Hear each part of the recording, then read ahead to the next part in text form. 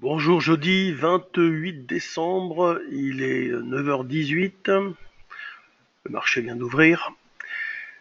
Et en cette période de fin d'année, tout est calme avec des marchés actions en Europe qui sont légèrement freinés par la reprise de l'euro-dollar. Donc cet euro-dollar qui a bien boosté depuis hier matin. Donc là on le voit sur ce graphique. Nous sommes toujours acheteurs, nous visons un 21,60.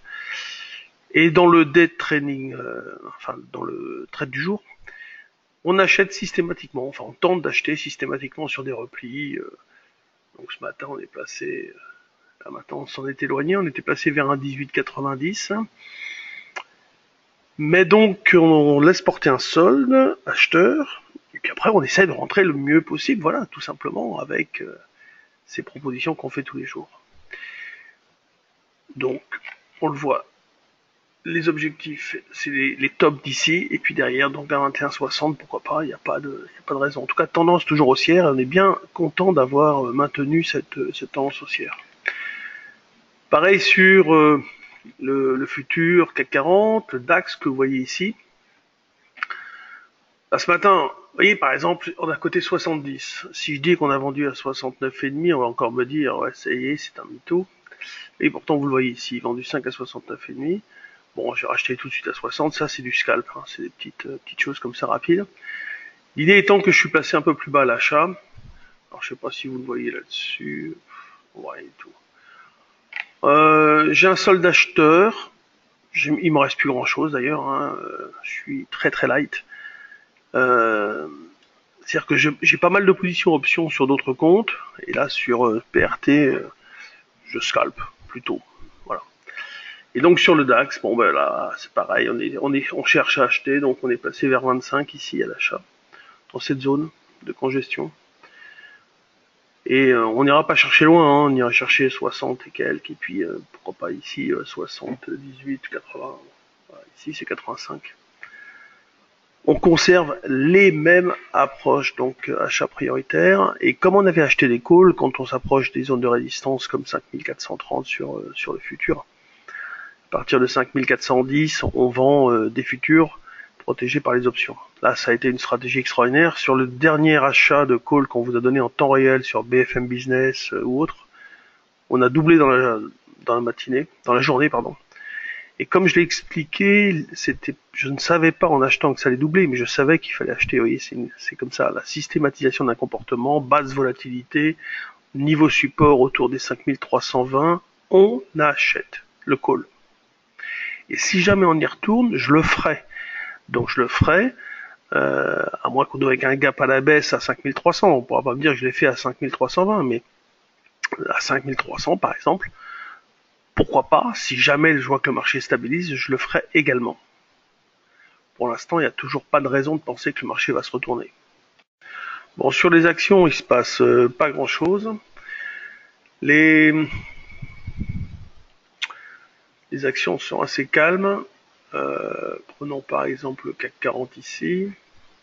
Plus 0,5 la plus forte hausse, moins 0,8 la plus forte baisse. Alors Airbus, s'ils n'ont pas de commande Emirates pour la 380, ils vont vraiment peut-être arrêter la production. Vous voyez ici, tiers groupé en rose, là vous avez les valeurs les plus grosses pondérations. Bon, j'ai mis aussi des bancaires, hein, même si AXA n'est pas vraiment une grosse pondée, je l'ai quand même mis parce qu'elle fait partie des financières. Et puis là, vous avez ici les plus forts volumes. Donc vous voyez bien que les 4 plus fortes, enfin les plus grosses pondérations sont les plus gros volumes. Il y a un liquide là qui vient se mettre là, mais bon. Il n'y a rien qui dépasse une oreille. Enfin, il n'y a pas une oreille qui dépasse. Tout est extrêmement modeste au niveau des variations, etc. Et là, vous avez un proscreener avec des hausses avec du volume, mais il n'y a rien qui me parle. Vous voyez, Bioflitis, ça c'était une valeur, ça a été une catastrophe. Bon, alors elle s'est bien reprise là, depuis quelques jours, mais bon, depuis l'augmentation de capital privé qu'ils ont faite, c'est un placement privé, elle fait plus rien du tout. Enfin, si, elle a baissé. Donc, qu'est-ce qu'il y a? Stantis, belle valeur, mais bon, ils n'en veulent pas. Quantum, toutes les biotech, je fais attention. Alouette qui continue de remonter, vous voyez, tac tac tac, avec du volume ici en forte hausse. Donc là, il y a eu des alertes de volume à la hausse. Et là, quand je regarde ces variations, bah écoutez, il n'y a rien qui me saute aux yeux. Et là, encore une fois, mon top un peu valeur, ici. Pas de variation significative, il y a Neolife qui rebaisse encore. Ça, je la surveille, mais bon, toujours pas acheté. Xilam, ça c'est des valeurs à acheter sur des replis. MND également, il faudra l'acheter sur un repli, par ici, par exemple. MJ Coutier. Je suis placé par ici, quelque part par là. Cantel, bah, je suis toujours dessus à l'achat. Bon, vous voyez, j'ai des ordres placés, 6,54, 6,72. Voilà, j'en ai 5000 à peu près, 6,79 sur ce compte-là. Non, vraiment pas de gros intérêts. On expédie des affaires courantes. Il n'y a rien à signaler de particulier. Donc l'euro-dollar haussier, le CAC et le DAX. Bon, le biais neutre, hein, bien évidemment, mais on cherche plutôt à acheter sur des replis.